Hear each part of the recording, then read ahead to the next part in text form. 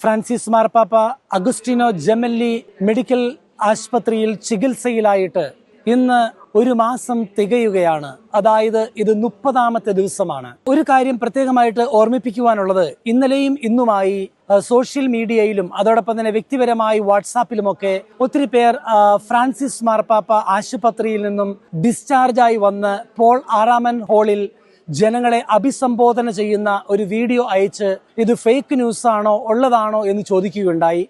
ആദ്യമേ തന്നെ പറയട്ടെ, തീർച്ചയായും അതൊരു ഫേക്ക് ന്യൂസാണ്.